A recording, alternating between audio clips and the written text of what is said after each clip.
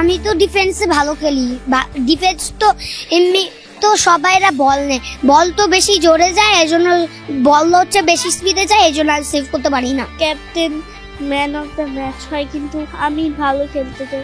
আমাদের হচ্ছে 2টা গোল আর ওরাদের হচ্ছে 0 গোল। বসুন্ধরা ফুটবল একাডেমির মাঠে চলছে Bashundhara kings future legends tournament 2025। শুক্রবার ছিল টুর্নামেন্টটির তৃতীয় দিন। একাডেমির বর্ষপূর্তি উপলক্ষে আয়োজিত এই টুর্নামেন্টে অংশ নেয় 3টি বয়সভিত্তিক ক্যাটাগরির মোট 22টি দল, যেখানে খেলছে 300-রও বেশি তরুণ খুদে ফুটবলাররা। 6 থেকে অনূর্ধ্ব 10, 11 থেকে অনূর্ধ্ব 14 এবং 15 থেকে অনূর্ধ্ব 18 বছর বয়সী ফুটবলারদের নিয়ে সাজানো হয়েছে টুর্নামেন্টের প্রতিটি আসর। প্রতিটি ম্যাচে ফুটবলারদের মাঝে দেখা যাচ্ছে অসাধারণ প্রতিযোগিতা আর দলীয় চেতনা। Gold's Gym across 30+ countries with over 700+ locations worldwide. Train anywhere, belong everywhere. তরুণ ফুটবলারদের এমন মনোভাবকে ইতিবাচক হিসেবে দেখছেন বসুন্ধরা একাডেমির technical director BA Jubayer Nipu.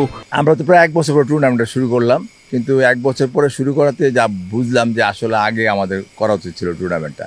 তাদের ভিতরে এত সারা, তাদের ভিতরে এত স্প্রিয়া খেলার জন্য, তারা ডেডিকেটেড, মোটিভেটেড, যা বলেন আর কি, খুব উৎসাহী।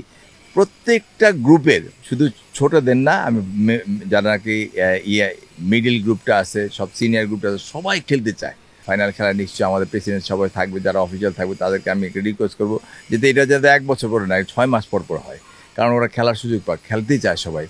আমরা এখন স্কাউটিং করতেছি, প্রত্যেকটা খেলা দেখতেছি, খেলা দেখে বেস্ট প্লেয়ারগুলো আমরা বেস্ট প্লেয়ারের প্রত্যেকটা ম্যাচে আমরা বেস্ট প্লেয়ারের ম্যান অফ দ্য ম্যাচ দিচ্ছি, তাদেরকে উৎসাহ করেছি। তো এই বেস্ট প্লেয়ারদের নিয়ে আমরা যারা ভালো খেলে তাদের একটা গ্রুপ করব, যারা ওয়ার্ডস মানে যারা মিডিয়াম খেলে বা তারা খারাপ খেলে তাদেরকে বিভিন্ন ধরনের ফোকাস, মানে কাদেরকে কী ট্রিটমেন্ট করতে হবে, কাদেরকে ট্রেনিংটা করতে হবে, সেই ট্রেনিংগুলো আমরা এই টুর্নামেন্ট থেকে বাছাই করবো।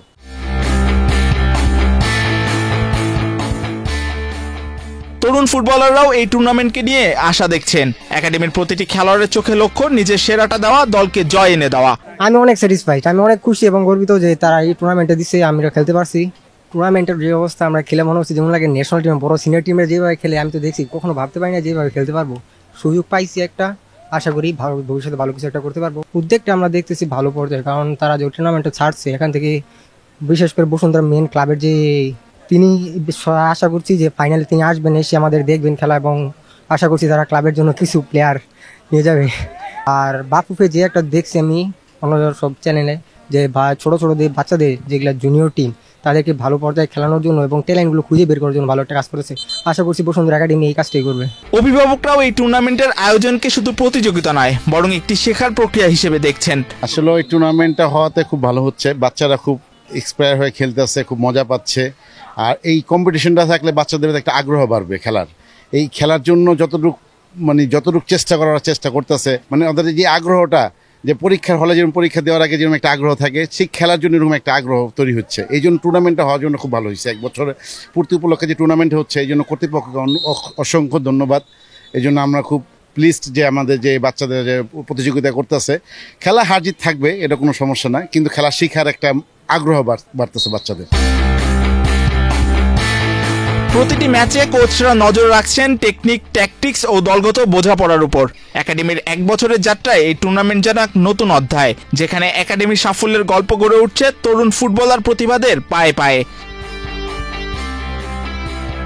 এম মাহিউজ্জামান, বাংলাদেশ প্রতিদিন।